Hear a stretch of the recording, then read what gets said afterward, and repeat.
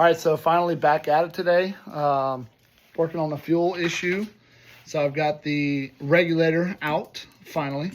I'm going to pull the Corvette regulator off, pull the fuel lines up, get them attached to this regulator, and see if I can resolve my fuel pressure issues.